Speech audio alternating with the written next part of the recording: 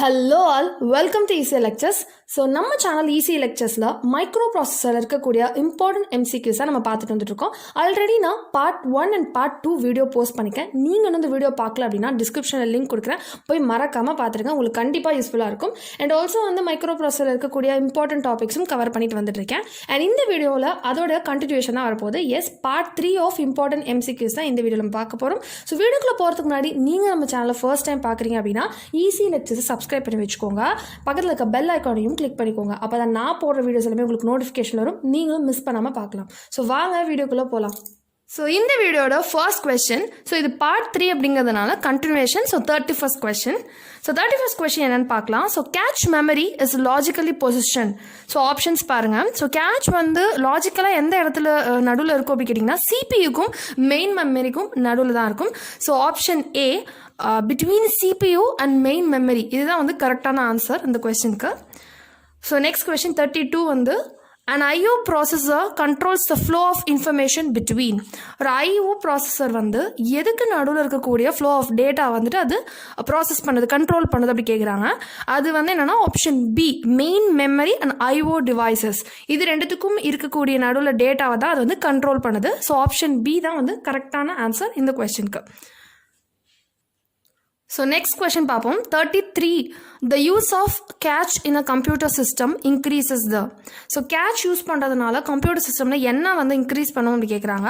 So options பாருங்கள். Available memory space for data, first ப்ரோக்ராம்க்கு, next டேட்டாக்கு, and average speed of memory access, and option D addressing range of CPU. So இதுக்கான correct option பார்த்தீங்கன்னா option D addressing range of CPU. இதுதான். So question number 34, the 8085 microprocessor responds to the presence of an interrupt. So இதோட option என்னன்னா கரெக்டானது option C, by checking the trap pin for high status at the end of the execution of each instruction. ஒவ்வொரு instruction முடியிறப்பையும் mu P என்ன பண்ணும் அப்படின்னா drop ஹையராக இருக்கா அப்படின்னு சொல்லி செக் பண்ணிக்கலாம். Because drop it's highest priority இல்லையா. ஸோ அதில் ஏதாவது இன்டரப்ட் வந்திருக்கா அப்படின்னு சொல்லி செக் பண்ணிக்கும். ஸோ ஆப்ஷன் சி தான் கரெக்டானது. கொஸ்டின் நம்பர் 35 பாருங்க. இது ஒரு இன்ட்ரெஸ்டிங்கான question. So 3 devices A, B and C are connected to an Intel 8085 microprocessor. Device A has the highest priority and device C has the lowest priority. The correct assignment of interrupt inputs is. So இது ஒரு இன்ட்ரெஸ்டிங்கான question. நம்ம already interrupts ரிலேட்டடாக ஒரு video போட்டிருக்கேன். அந்த video பார்த்துட்டு அப்புறம் பாருங்க. ஸோ இன்ட்ரப்ட்ஸில் ப்ரியாரிட்டி பேஸ் நம்ம ஃபர்ஸ்ட் பார்த்துடலாம். ஸோ இருக்கலே ஹையஸ்ட் ப்ரியாரிட்டி எதுக்குன்னா ட்ராப்புக்கு தான் ஹையஸ்ட் ப்ரியாரிட்டி. நெக்ஸ்ட் என்னன்னா RST 7.5, next RST 6.5, next RST 5.5 so இருக்கலே லோயஸ்ட் ப்ரியாரிட்டி என்னன்னா INTR. இதுதான் லோயஸ்ட் ப்ரியாரிட்டி இருக்கக்கூடியது. ஓகே, ஸோ இதுதான் ப்ரியாரிட்டி ஆர்டர். இது RST 4.5ன்னு சொல்லுவாங்க, ரைட். ஸோ இப்போ கொடுத்துருக்க ஆப்ஷன்ஸ் பாருங்கள். ஸோ ஆப்ஷன் ஏ என்ன கொடுத்துருக்காங்கன்னா A uses RST 5.5, அதிலே பாருங்கள் C uses trap. So C ஆக்சுவலாக 3 டிவைசஸ் இருக்குல்ல, A, B, C. இது ஹையஸ்ட்டு, இது லோயஸ்ட்டு. ஸோ லோயஸ்ட் அப்படிங்கிறப்போ கண்டிப்பாக இது ட்ராப் யூஸ் பண்ணுறதுக்கான சான்ஸ் ரொம்ப கம்மி இல்லையா. ஸோ இது கண்டிப்பாக ஆப்ஷன் ஏ தப்பு. ஸோ நெக்ஸ்ட் ஆப்ஷன் பாருங்கள். ஆப்ஷன் பி என்னன்னா A uses 5.5, அப்பயும் C uses RST 7.5. So option இது RST 7.5 யூஸ் பண்ணுதுன்னா இதுவும் ஹையஸ்ட் ப்ரியாரிட்டி தான். ஸோ இதுவும் யூஸ் பண்ணுறதுக்கான சான்ஸ் கிடையாது. ஸோ ஆப்ஷன் பியும் கிடையாது. ஸோ ஆப்ஷன் சி பார்த்தீங்க அப்படின்னா A uses 7.5 and B uses 6.5 and C uses RST 5.5. So இதுதான் கரெக்டான ப்ரியாரிட்டி ஆர்டர் இருக்குது. 7.5, 6.5, 5.5. ஸோ ஆப்ஷன் சி தான் இந்த கொஸ்டினுக்கு கரெக்டான ஆப்ஷன். Question number 36 பாருங்க. Which one of the following is a software interrupt of 8085 microprocessor? So நமக்கு ஏற்கனவே ஹார்ட்வேர் இன்டரப்ட்ஸ் என்னென்னு தெரியல. Drop, RST 7.5, RST 6.5, RST 5.5, INTR. So கொடுத்துருக்க ஆப்ஷன்ஸில் பார்த்தீங்கன்னா எல்லாமே ஹார்ட்வேர் இன்டரப்ட்ஸாக தான் இருக்குது, எதுவுமே சாஃப்ட்வேர் இன்டரப்ட் இல்லை. ஏன்னா சாஃப்ட்வேர் இன்டரப்ட் எல்லாமே வெக்டார் இன்டரப்ட். நீங்கள் INTRமே சூஸ் பண்ண முடியாது, பிகாஸ் அது என்ன ஒரு நான் வெக்டார் இன்டரப்ட். ஸோ இதுக்கான ஆப்ஷன் என்னன்னா டி, நன் ஆஃப் திஸ். இதுதான் கரெக்டான ஆப்ஷன். 37 பாருங்க. இன் வெக்டார் இன்டரப்ட். ஸோ வெக்டார் இன்டரப்ட்னா என்ன?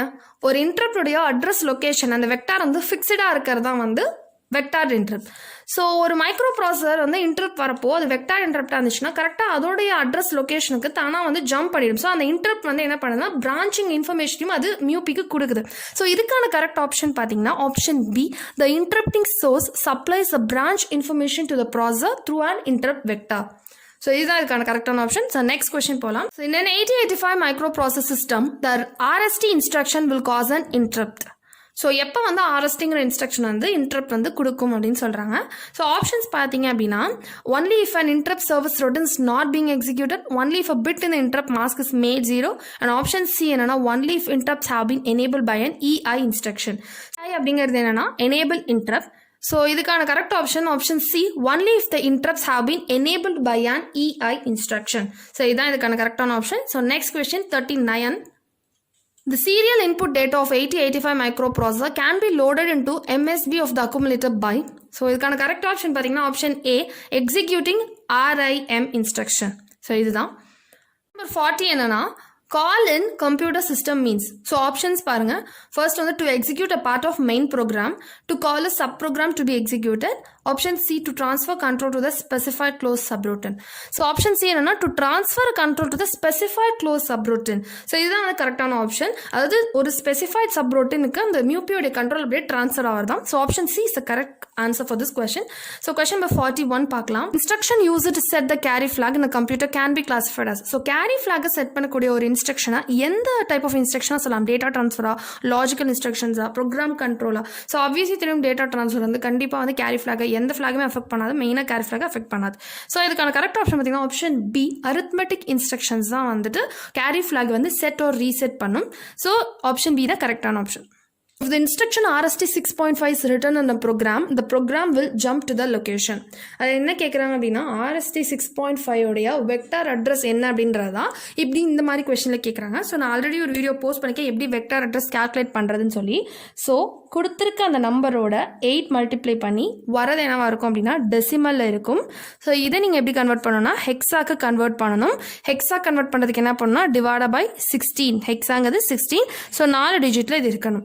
வெக்டார் அட்ரஸை மெமரைஸ் பண்ண ட்ரை பண்ணாதீங்க. இன்கேஸ் நீங்கள் எக்ஸாமில் மறந்துட்டீங்க அப்படின்னா கஷ்டம். ஸோ வெக்டார் அட்ரஸ் கால்குலேட் பண்ணுறது இந்த ஒரு ஈஸியான ப்ரொசீஜர் தான். ஸோ இதை ஞாபகத்தில் வச்சுக்கோங்க. ஸோ இங்கே என்ன கேட்டுக்கோங்கன்னா RST 6.5 into 8 40 48, so 52, right? So 52ங்கிறது இப்போ டெசிமலில் இருக்குது. ஸோ இதை நீங்கள் வந்து ஹெக்ஸா கன்வெர்ட் பண்ணணும். So 52 divide by 16, 3s are 48 இல்லையா? ஸோ 4 தான் வந்து பேலன்ஸ் வரும். ஸோ இதை வந்து இப்படி 4 டிஜிட்டாக எழுதணும் அப்படிங்கிறனால 0034H இதுதான் வந்து vector address of RST 6.5. So option C 0034H தான் வந்து கரெக்டான ஆப்ஷன் இந்த கொஸ்டினுக்கு. 44 பாருங்க. இது ஒரு மேட்ச் த ஃபாலோயிங். இந்த சைட் கொடுத்துருக்க எல்லாமே லிஸ்ட் 1ல கொடுத்துருக்க எல்லாமே இன்டரப்ட்ஸு. ஸோ லிஸ்ட் 2ல கொடுத்துருக்கிறது எல்லாமே அதோடைய கேரக்டரிஸ்டிக்ஸு. ஸோ ஃபர்ஸ்ட்டு லிஸ்ட் 1ல கொடுத்துருக்க என்னன்னா trap, INTR, RST 7.5, RST 6.5. Next list 2ல கொடுத்துருக்கிறது level triggered, non maskable for increasing the number of interrupts. Next வந்து பாசிட்டிவ் எட்ஜ் ட்ரிகர்ட்.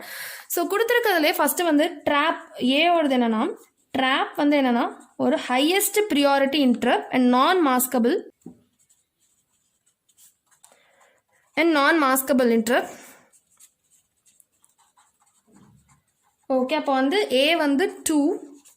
நெக்ஸ்ட் என்னன்னா பி INTR, அது என்னன்னா for increasing more number of interrupts. So இது வந்து என்ன பி வந்து 3. நெக்ஸ்ட் வந்து ஆப்ஷன் சி என்னன்னா RST 7.5. ஸோ RST 7.5 என்னன்னா இந்த ஒரே ஒரு இன்டரப்ட் மட்டும் தான் எட்ஜ் ட்ரிகர் யூஸ் பண்ணும். So positive edge trigger. ஏன்னா ட்ராப் வந்து எட்ஜ் அண்ட் லெவல் ரெண்டுமே யூஸ் பண்ணும். மற்ற எல்லா இன்டரப்ட்ஸும் பார்த்தீங்கன்னா உங்களுக்கு லெவல் ட்ரிகர் தான் யூஸ் பண்ணும். So positive edge trigger. So C வந்து என்ன ஆப்ஷன் 4. ஸோ ஆப்ஷன் டி என்ன கொடுத்துருக்காங்க அப்படின்னா RST 6.5. Okay, RST 6.5 level triggered. So D வந்து 1. ஸோ கொடுத்துருக்கலே கரெக்டான option option D, that is 2 3 4 1 தான் வந்து கரெக்டான ஆப்ஷன். ஸோ நெக்ஸ்ட் கொஸ்டின் பார்க்கலாம். Last question of this video. Phonics used in writing a program is called. So ஒரு program எழுதுறதுக்காக use பண்ணுற அந்த ஆப்கோட்ஸ் அண்ட் நிமோனிக்ஸ் வந்து என்னன்னு சொல்லுவாங்க அப்படின்னா ஆப்ஷன் ஏ அசம்பிளி லாங்குவேஜ். அதான் வந்து கரெக்டான ஆப்ஷன் இந்த கொஸ்டினுக்கு. ஸோ வீடியோட எண்டுக்கு வந்தாச்சு. இந்த வீடியோவில் எக்ஸ்பிளைன் பண்ணிக்க கொஸ்டின்ஸ் எல்லாமே உங்களுக்கு புரிஞ்சிருக்கும்னு நினைக்கிறேன். உங்களுக்கு ஏதாவது டவுட் இருந்துச்சு அப்படின்னா அதை கமெண்ட்டில் சொல்லுங்கள். கண்டிப்பாக நான் அந்த டவுட் வந்து கிளாரிஃபை பண்ணி வைக்கிறேன். அண்ட் ஆல்சோ மைக்ரோ ப்ராசஸில் நெக்ஸ்ட் இம்பார்ட்டன்ட் கான்செப்ட்ஸ்லேருந்து கண்டிப்பாக வீடியோஸ் வந்துட்டே தான் இருக்கும். அதே மாதிரி டான்செட் பார்த்தீங்கன்னா ஒரு 20 நாள் கூட இல்லை. ஸோ எக்ஸாம் வந்து சீக்கிரம் படிச்சுட்டு ரிவிஷன் ஸ்டார்ட் பண்ணுங்கள். ஸோ ரிவிஷன் தான் ஒரு எக்ஸாமுக்கு ரொம்ப இம்பார்ட்டன்ட் கீ. ஸோ ஃபார்முலாக்குன்னு தனியாக ஒரு ஃபார்முலா நோட் போட்டு ஃபாலோ பண்ணிட்டு வாங்க. அது எக்ஸாம் ஃபைனலாக ரிவிஷன் பண்ணுறப்போ ரொம்பவே ஹெல்ப்ஃபுல்லாக இருக்கும். ஸோ உங்களுக்கு ஏதாவது ஒரு எக்ஸாம் ரிலேட்டடாக சப்போர்ட் வேணும்னா அதையும் வந்து எனக்கு கமெண்ட்டில் சொல்லுங்கள். கண்டிப்பாக நான் வந்து சப்போர்ட் பண்ணுறேன். ஸோ உங்களுக்கு இந்த வீடியோ பிடிச்சிருந்துச்சு அப்படின்னா லைக் பண்ணுங்கள். உங்கள் ஃப்ரெண்ட்ஸுக்கும் யூஸ்ஃபுல்லாக இருக்கும்னு நினச்சிங்கன்னா ஷேர் பண்ணுங்கள். அண்ட் உங்கள் சப்போர்ட் எப்பவுமே ECE Lectures கொடுத்துட்டே இருங்க. Subscribe ECE Lectures and thank you for watching.